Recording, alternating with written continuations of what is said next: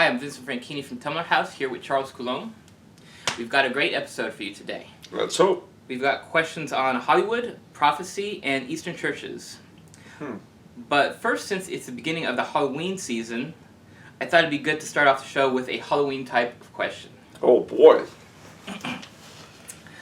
Serp Kerp from YouTube asked a really great question.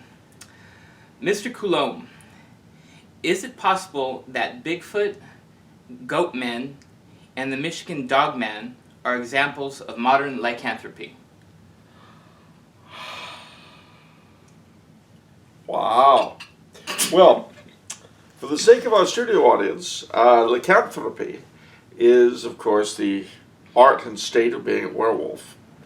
Although, of course, you can extend it further to include other kinds of shapeshifting, where jaguars, where foxes, every culture has its own stories of shapeshifters, werebears.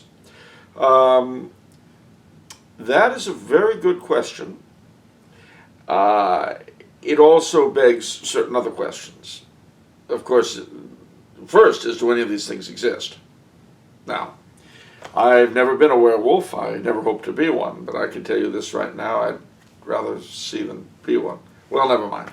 But the traditional folklore on werewolves, which is, again, like most folklore, very similar in broad strokes, but very different from region to region, if that makes sense, and the smaller things, is a person who either willingly or unwillingly is transformed into an animal, usually a wolf, in our culture anyway, either through some evil desire of his own or a curse placed upon him by someone else.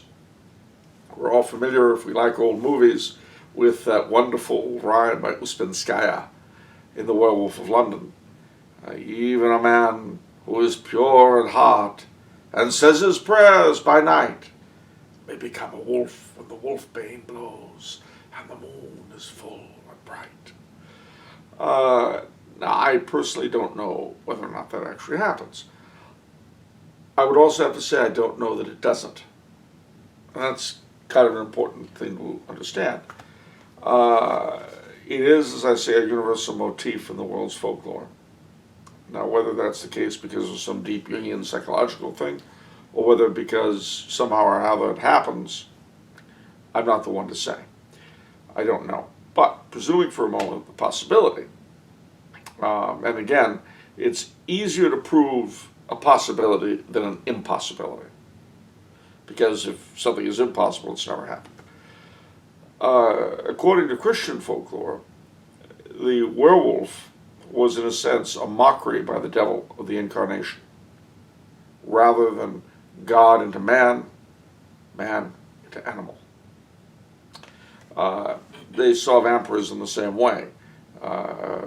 The resurrection of Christ being life in death, and the vampire, of course, being death in life. The devil is the ape of God. So that was the theological explanation that various authorities back in the day when people believed in such things attributed to it. Now, the question he raises about Bigfoot and Yeti and all that kind of phenomenon of cryptozoology. There's a word for it, cryptozoology. Wow. The animals being studied, by the way, are called cryptids, just so you'll know. Okay. Everything from the Loch Ness Monster to Bigfoot to, also faux dinosaurs, all kinds of things. Big cats in places where they shouldn't be. Cougars in England, that kind of thing. Again, lots of legends from around the world about these kinds of things. Some, of course, affect to see in them a survival, perhaps, of another sort of hominid, Neanderthal man or something like that. Others will point out the fact that they're easy to see and difficult to get any physical evidence from. Although they've found footprints, they've found excrement, they've found hair samples, they've found all sorts of things. So again, as with the question of lycanthropy, so too you've got a big fat if these exist. Then comes the question, if either or both of these phenomena exist, is there a connection between them? That is a very good question, and frankly, not one I had ever considered until this moment. But it would explain, if it were true, why we don't find Bigfoot camps, why they don't seem to be a permanent population. Well, what immediately comes to my mind is in your friend William Biersack's novel, The Darkness Did Not, he seemed to imply that the vampire mythology is rooted in real life happenings, as in they're demon-possessed corpses. Correct. And this actually happened, and it turned into the vampire thing. Well, yeah, and there's a big prehistory to these things. I mean, in the case of the vampire, for instance, in the Balkans, especially in those areas controlled by the Austrians in the 17th and 18th centuries, there were a number of rashes of these sorts of affairs. And the officials who dealt with them write them up in this dull, officialese German, in the same tone that they'd talk about ordering pens or paper. You know, this day investigated the cemetery at Uglutch. 6 of the recently deceased were found to be filled with blood, supple. When staked, they gave out screams. But again, very like a bureaucrat writing about a vampire affair. Now, again, it's very difficult for us to believe that such things can happen, and easier to prove that but it's harder to prove that they can't than that they can. It's certainly not within the experience of most of us, and there may be, if such things exist, there may be many explanations as to why. Bill's explanation is, of course, the vampire folklore, which is, it doesn't have a particle of its personality remaining. It is, as you say, literally a demon-possessed corpse. So the question is, if demons can possess the living, can they possess the dead?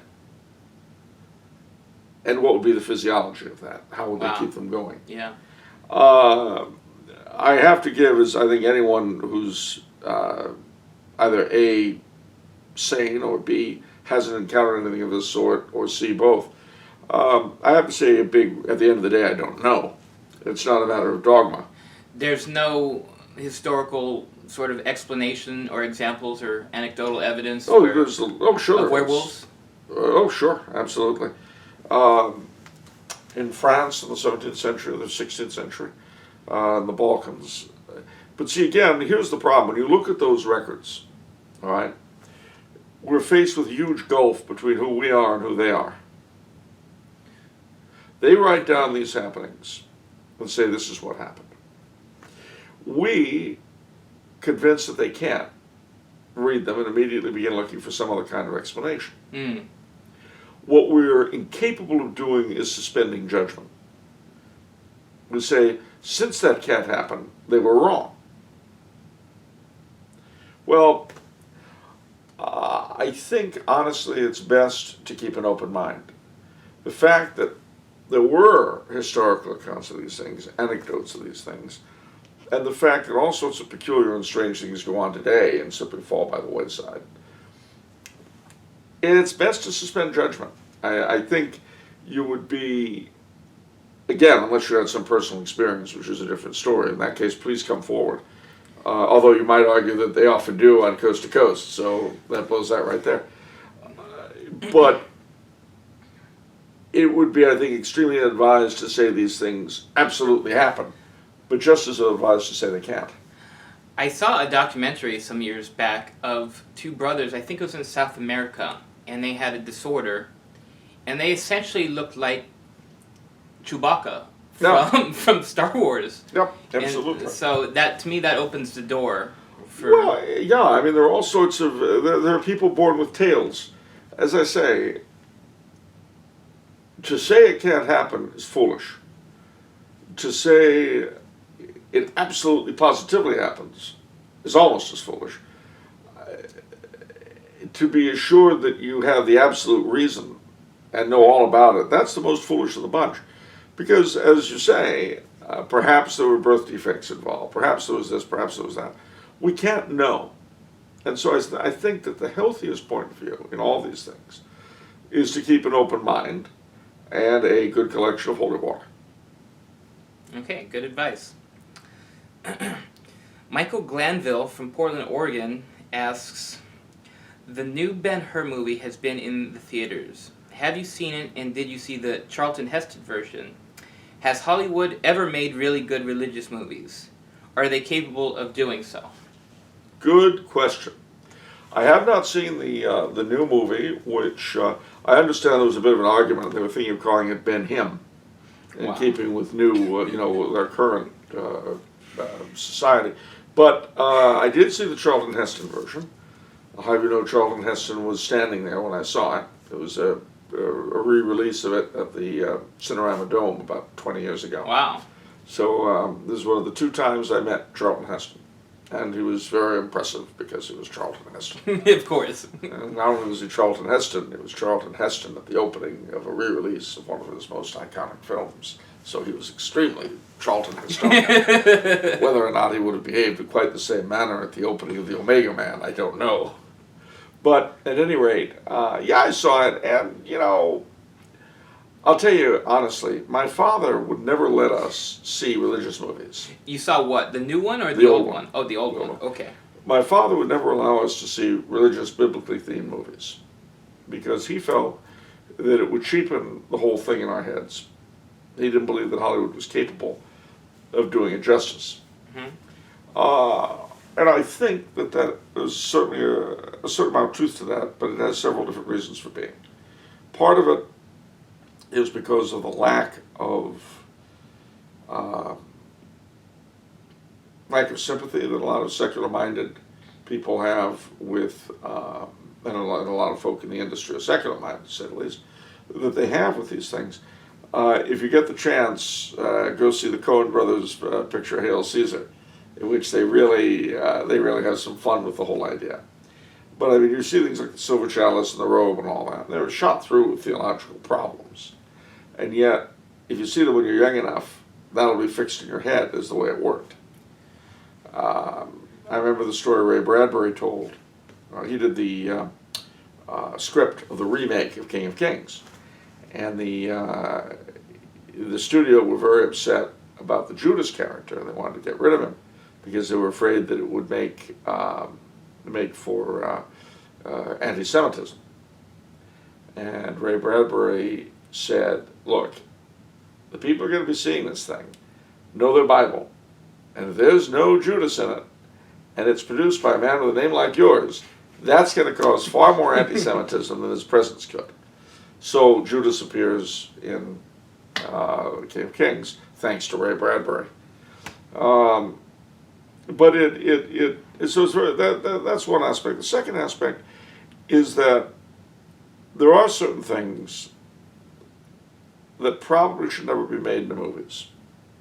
Okay. And the reason for this is that when you make something into a film, you freeze it. The person's imagination. Yeah. I mean, I always tell people, if you're going to see the Lord of the Rings movies, read the book first. Now, if you do that, then you have to fight against being disappointed in the film, because the movie in your head will never be the movie on the screen. I don't care how good it is, how bad it is. More than that, though, I think Jackson, like any filmmaker, in some ways misreads the material. And if you run around with that movie in your head as Lord of the Rings, you've really lost out. Yeah.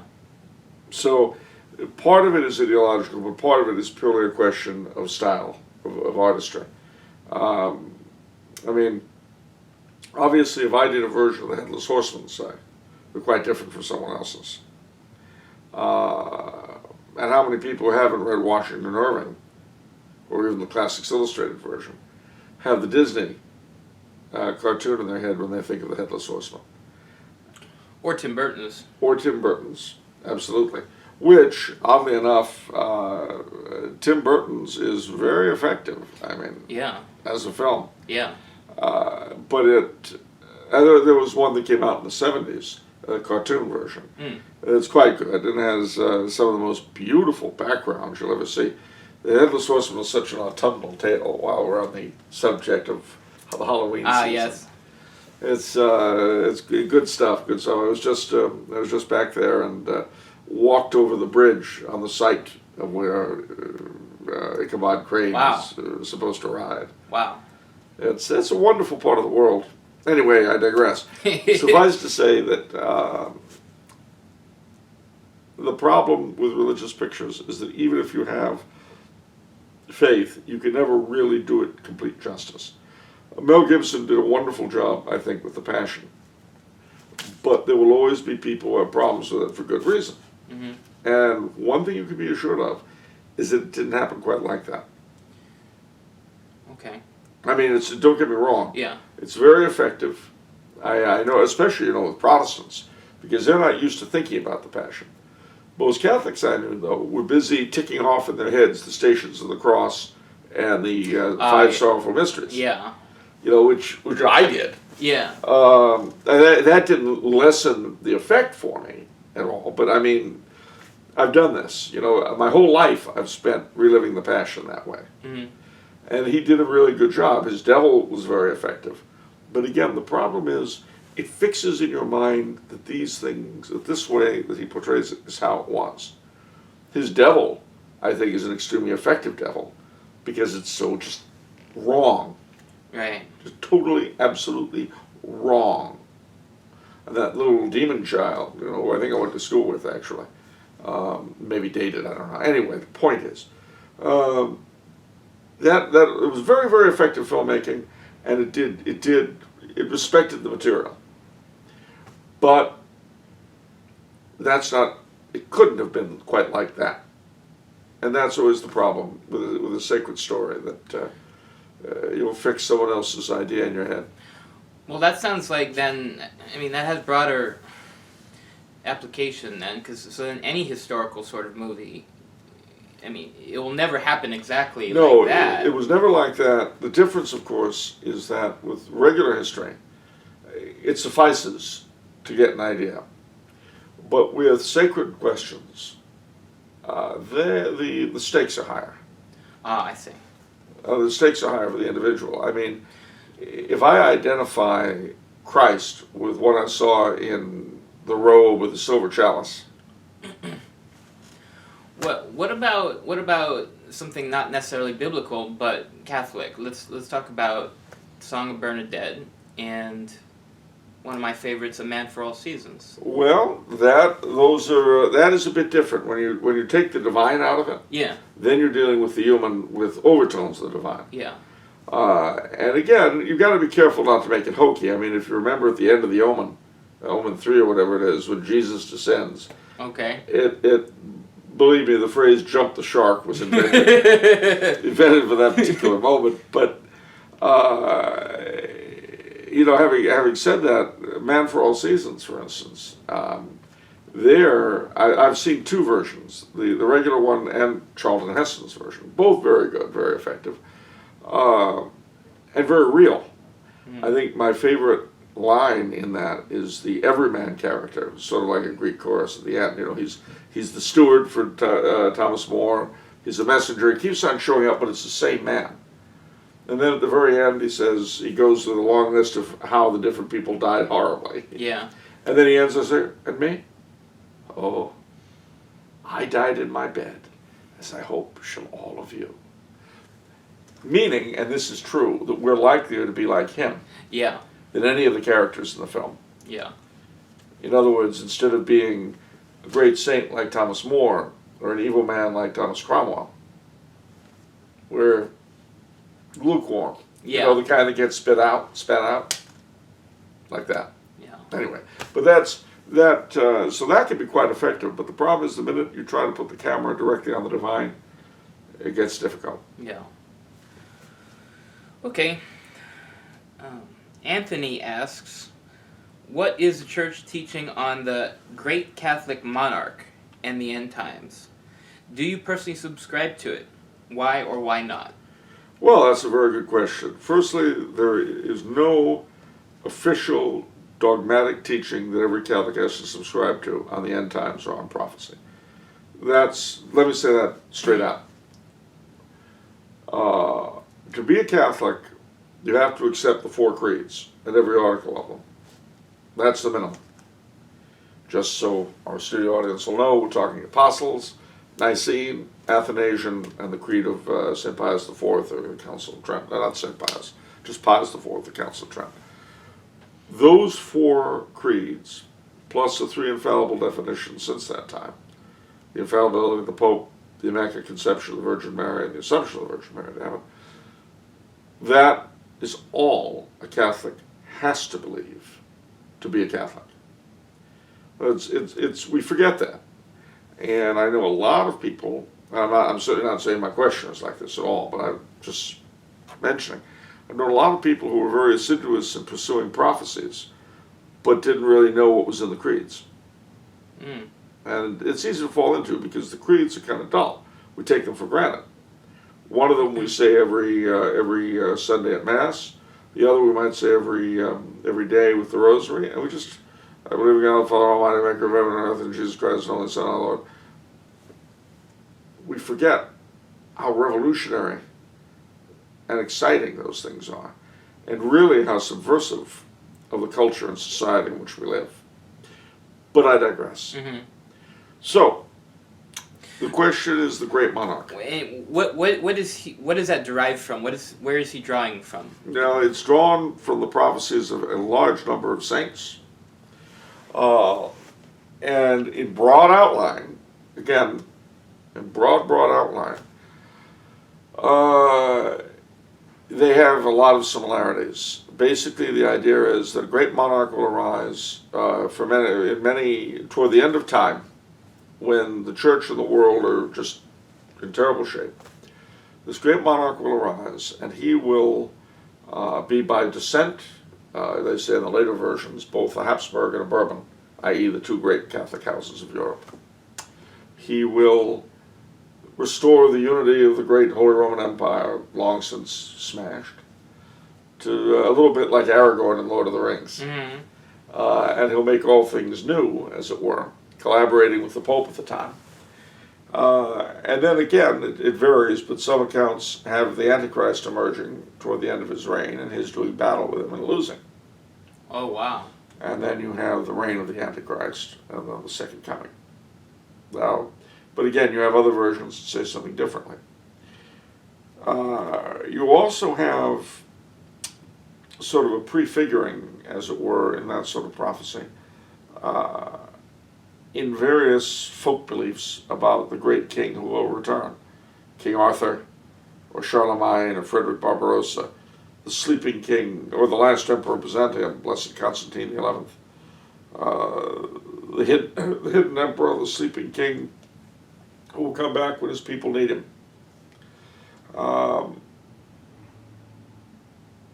Do I believe in this? Again, I have what I can only call suspended judgment. I don't believe in it the way I believe in. I don't believe in it the way I believe in the creeds. I don't believe in it the way I believe in the period of peace that Our Lady speaks of at Fatima, and Russia spreading her errors throughout the world and all that, because that's a bit of a higher source, and it's even got a feast day attached to it. But neither do I discount it or disbelieve it. The problem of prophecy, frankly, is that very often it's visual, and these holy persons will see things, but there often is not any kind of explanation. And for me, the typical example is Blessed Anne Catherine Emmerich. Yeah. And she had a vision of people sitting around their houses looking at a little box out of which the devil came and spoke to them. Well, imagine a cloistered nun from early 19th century Germany seeing a modern family watching Game of Thrones. What would she think? That, in fact, was what she saw. Yeah. I mean, and in a sense, she's right. Yeah, no, absolutely. It's not the devil speaking directly. He said, "Hi, gang, I'm down here in hell. It's painful. I don't like it. I want you to join me." But there's a sense in which she's quite true, quite right. But not the way it appears. Yeah. And similarly, with Our Lady of Fatima, which those prophecies, of course, have a great deal of weight. But remember how they actually worked out, those that have come to pass. She said, if people don't, this war will end, but if people don't straighten up and fly right, another and worse will take place in the reign of Pope Pius XI. Now, there was no Pope Pius XI at that time. It was Benedict XV. And who knew when there'd be one? But in 1922, Benedict XV dies, Pius XI is elected Pope. Now, if you knew about the prophecy, and a lot of people did, you say, oh my gosh, it's Pius XI, head for the hills, a new war is going to break out. Yeah, and it did in 1939, the last year of his reign. So if from 1922 to 1939 you'd been hiding out in the hills, fearful of the coming war, well, that would have been a lot of time you'd wasted. But we look back, and we can see how those prophecies made absolute sense. So the problem I have with prophecy, if it be a problem, is that it always makes much more sense in retrospect than looking forward. And all of these prophecies, what do they all have in common? Well, they all call on us to do our duties as Catholics.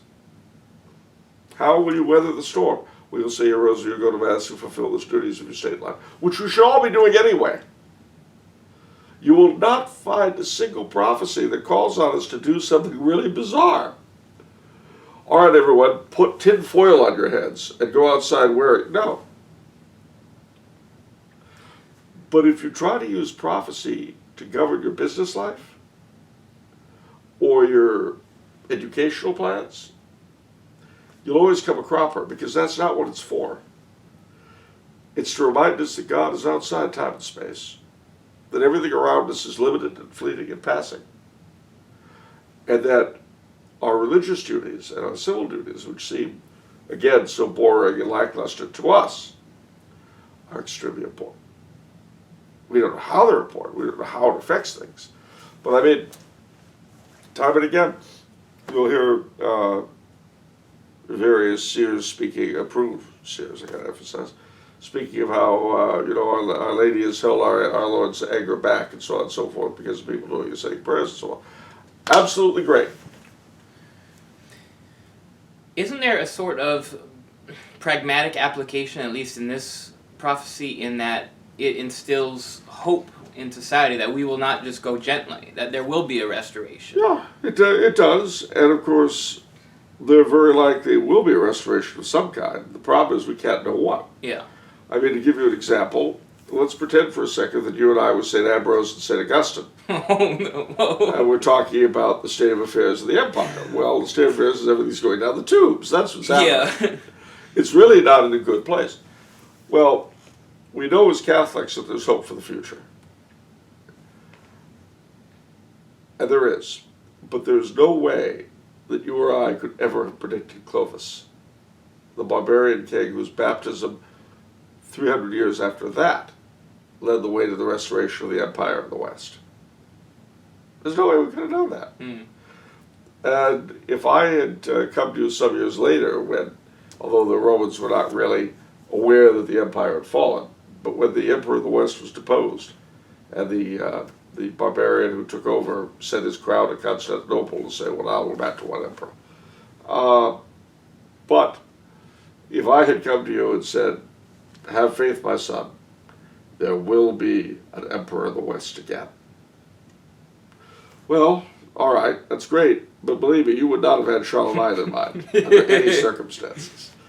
So, will there be a great monarch before long goes Kafluri? I sure hope so.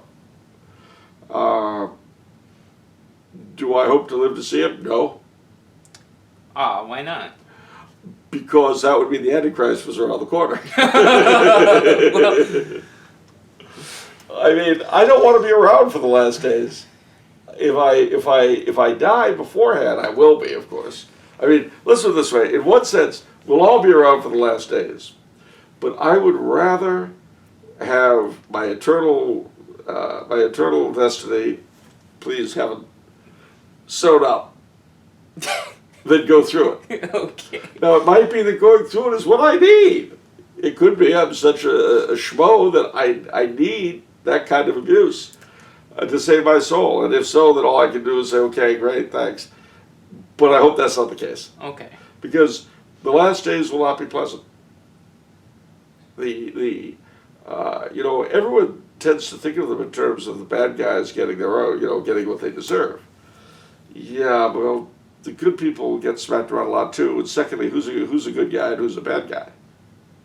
I mean,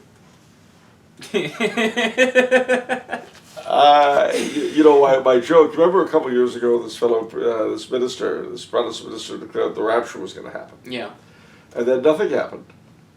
And so he said, "Oh well, it's happening some months later." That happened. Then I guess it was wrong. My joke at the time was he was right. The 144,000 were raptured. Now stop and think. 144,000 out of 2-3 billion on the planet. Yeah. Nobody would miss them. Yeah. And the fact that you and I weren't raptured ourselves and don't know anyone who was says a lot more about us than it does about them, doesn't it? Yep. The fact that the minister wasn't raptured tells us a lot. So maybe it did happen. It's just that you and I are, well, left behind. Like Kirk Cameron. Okay. Jonathan Bennett wrote in a couple good questions regarding the Orthodox and reunion with Rome. First question, do the doctrinal differences between Catholics and Orthodox amount to matters of unshakable dogma, or is it really just theological quibbling in most instances? Well, I would say, frankly, that it's primarily theological quibbling. Why do I say this? Firstly, the Orthodox will tell you that the final judge of any theological issue is an ecumenical council, of which they believe there have only been 7. However, they also believe, most of them, that you can't have an ecumenical council without the Pope of Rome. They also believe that the Pope of Rome is incapable of calling an ecumenical council without them. Therefore, there can never be another ecumenical council. Which means that if we were to take what they say at face value, every dispute outside what has been determined by the 7 ecumenical councils really is theological quibbling. What's interesting to me is that you never heard them deny the Immaculate Conception or the Assumption until we define them. And then you got also, you've got no right to define them and so on and so forth. Even filioque is the question of the procession of the Holy Ghost from the Father and the Son. It's interesting because the term for filioque in Greek, which escapes what's left of my mind, has connotations that it doesn't have in Latin. And those connotations can be heretical. Mm. So, I mean, let's put it this way. There is nothing that goodwill on both sides couldn't handle. But finding goodwill on both sides at the same time has always been kind of problematic. That's good, though, in a sense that it's quibbling rather than unshakable dogma, because that means it's like, okay, then just stop quibbling, and we can get this done. No, and it would be, it has to be said that, St. Thomas teaches that while heresy is objectively speaking worse than schism, because of denial of God's truth, subjectively schism is worse than heresy. And the reason for this is that with a heresy, both the heretic and the Orthodox believe that they're pushing for God's own word. But with schism, on one or usually both sides, it's all about me and my turf and my power and how wonderful I am. And if you study the history of schisms, you won't find a one of them that couldn't have been solved if either or both parties hadn't been schmucks. But because schmuckerei is an important part of being a human being, even if you're a cleric. And remember, schisms always come from the pretensions of clerics. You've never heard about a single schism that was started by a layman.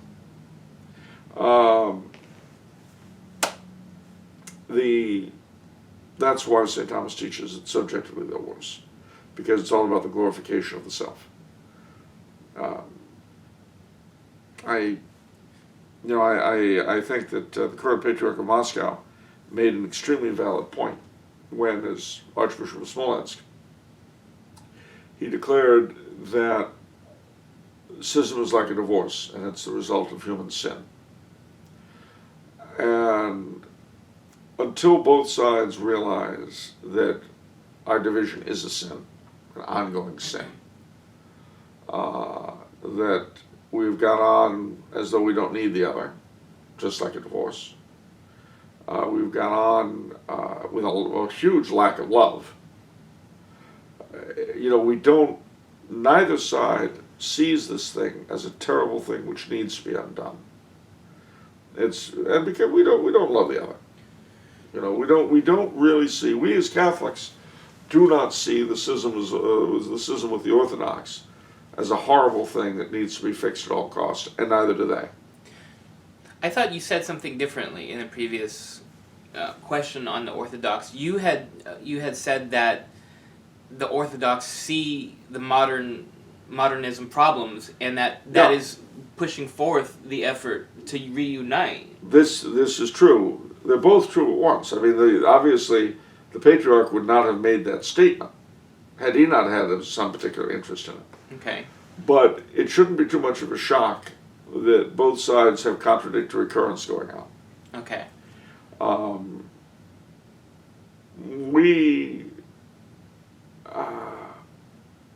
None of us want to change where we are or what we are.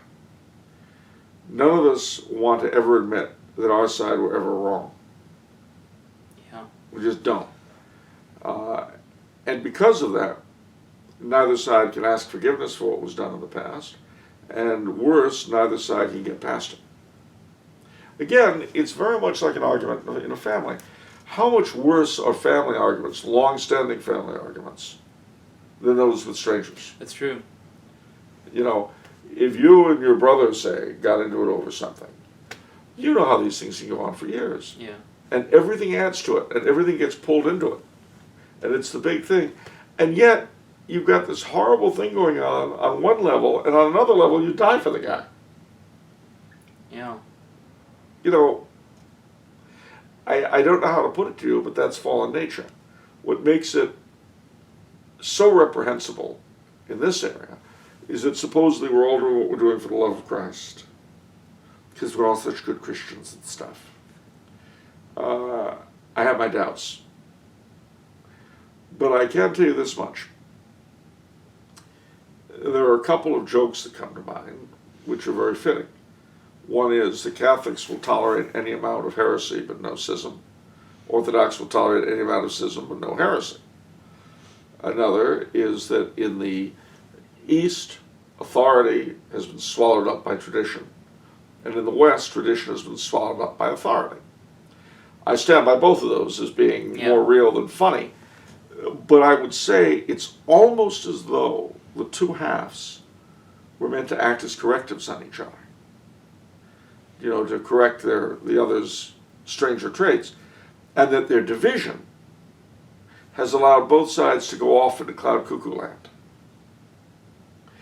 And that, because as we know, there's no holiness without humility, and no humility without humiliation, this long road of nonsense that we Catholics have traveled since Vatican II, and the years of oppression by the Muslims and the communists, should have humbled both sides sufficiently to where we can make a real stab at overcoming it. But fortunately, being the wonderful human beings that we are, I'm sure that we've got more than enough pride to share and to spare.